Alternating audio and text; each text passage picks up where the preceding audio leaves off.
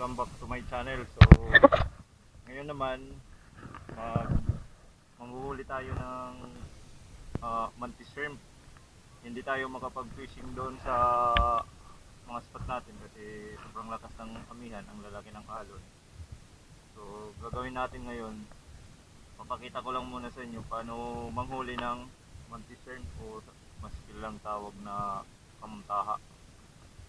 So yung gamit natin sa panguhuli ito lang na mga kahoy maliit. So lalagyan na ng pain yan ng isda, tapos ilalagay sa butas ng ubahay ng mantis shrimp. Dapat may isda na pain para madaling kumagat yung mantis shrimp. So lagyan muna natin ng pain guys. Lalagyan na natin siya ng pain hanggang dyan lang, tapos itatali natin para hindi agad matanggal yung pain natin kasi mahirap maghanap ng pain.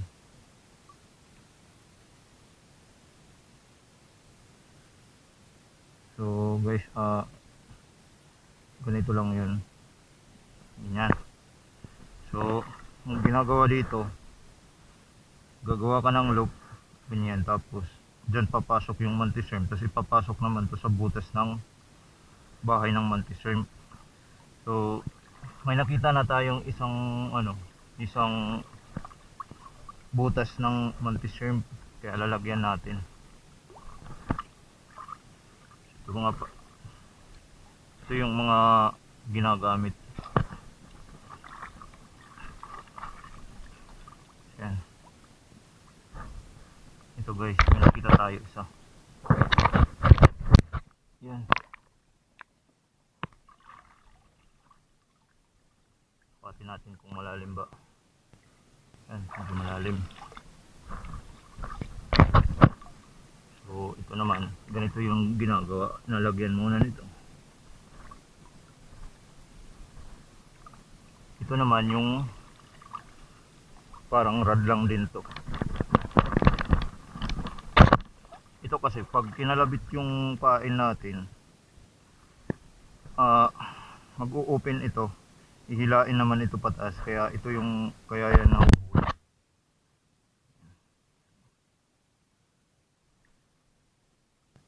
Medyo malaki-laki ito ng konti, sana mahuli natin.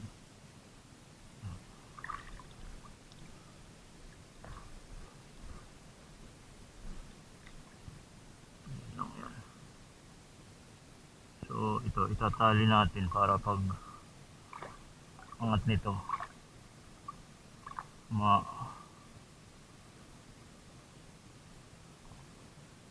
para mahuli yung mantis shrimp.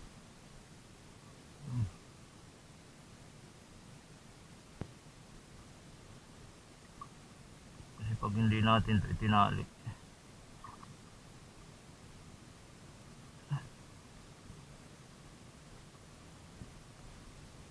hindi natin mahuli.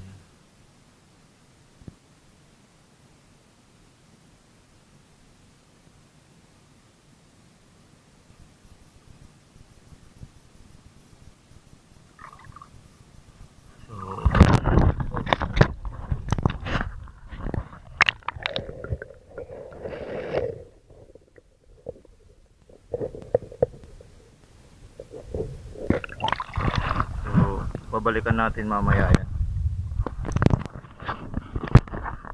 So yan guys, may huli tayong isa yan, dahil medyo malayo tayo, umangat pa sa taas. Yan yan, ito ay lalaki.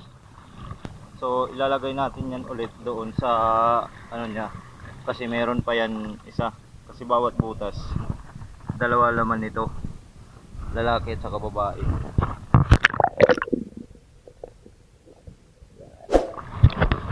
Yan guys, may isa na tayo na panghulam.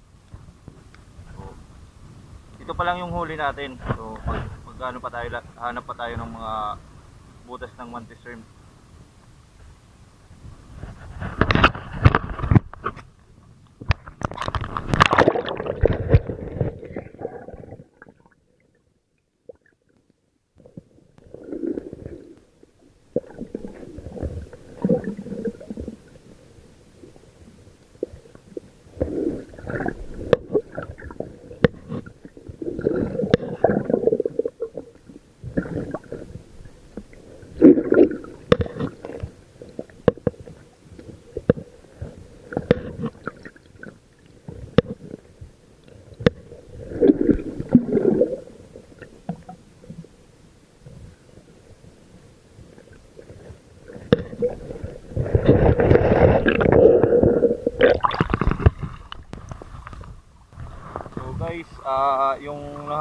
natin na butas ng mantis shrimp o kamuntaha sa tawagin dito sa amin.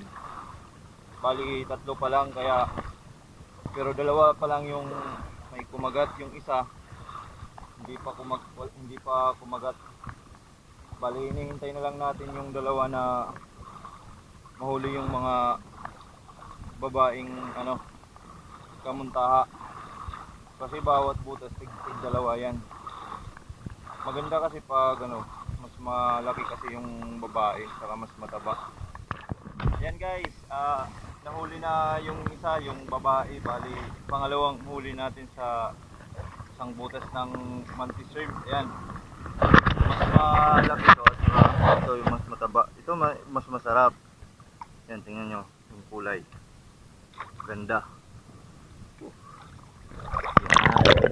Yan.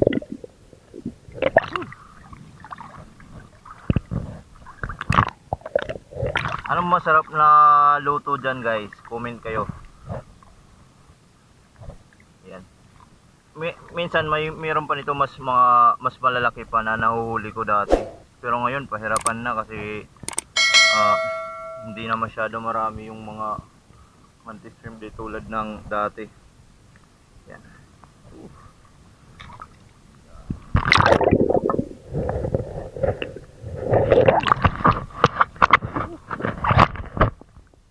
May pang-ulam na tayo guys. Woo! So ngayon tatanggalan naman natin siya ng ng tinik para hindi tayo nito pitik. Kasi sobrang napaka yan. Alam nyo guys na yung mga seashell kayang basagin nito. Yan. Yan. Ito pa.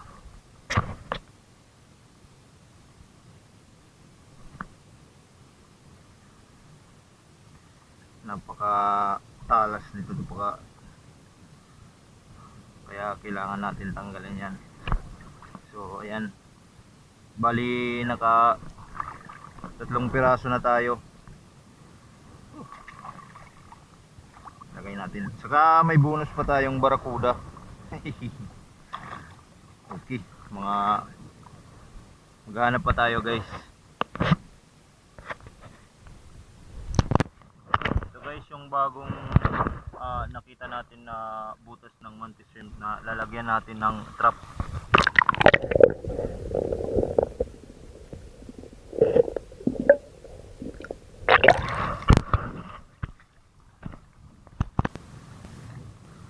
Yan na guys, kalalagay ko pa lang yan, kumagat agad.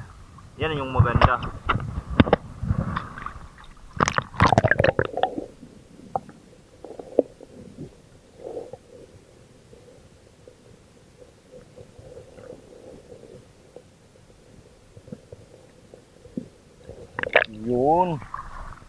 Yun guys, nahuli natin agad. Tsamba. Kalalagay pa lang natin nun ha. Yan. So lalagay natin ulit yan para mahuli natin yung isa. Tatanggalan ko muna siya ng mga tinik. So yan guys, may huli na naman tayo. Isa. Ito yung kanina pa na hindi ko nahuhuli. Maraming bisis. Kuha ini babae. Ito ay babae pero hindi masyado mataba. Hindi siya kulay orange.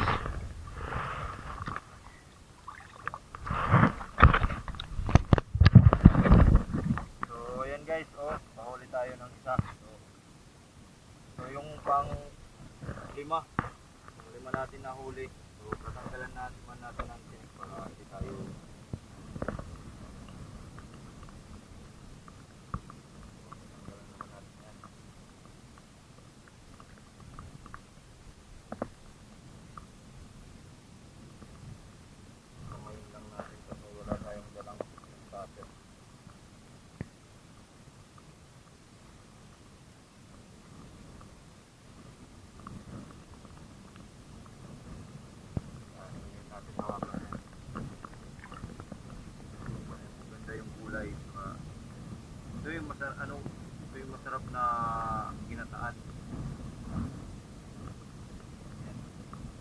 lalagay natin ulit, baka nahuli yung ano yung lalaki. Lalagay natin. Meron pa tayong dalawa na ano nakasit. Hintay natin na may isa babae, pareho babae. Dalawa. Pero gagawa ka lang ulit ng loop, papasok mo yan doon sa butas.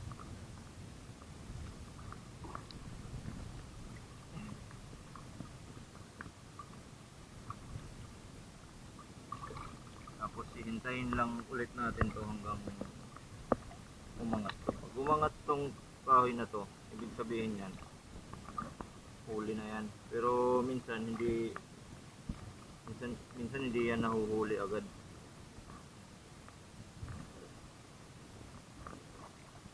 Yan, tayo na lang natin. Ito yung huli natin, guys.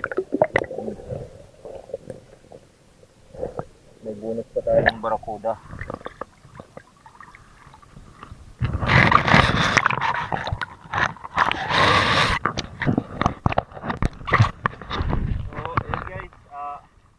Nahuli na naman tayo. Yan. May nahuli tayo. Ito yung pangalawa. Ito yung babae naman to. Ito maganda kasi kadalasan to matataba.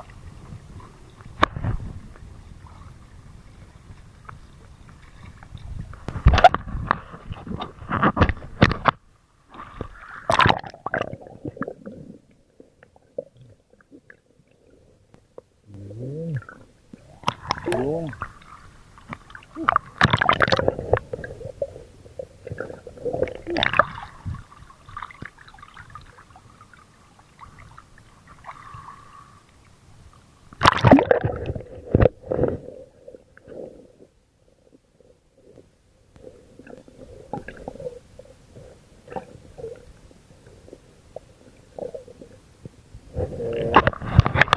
tatlo na tayo na babaeng mantis shrimp. Ito yung masarap na niluluto. So may tatlo pa tayo na iniintay natin na makahuli rin. Tatlong trap na nilagay natin.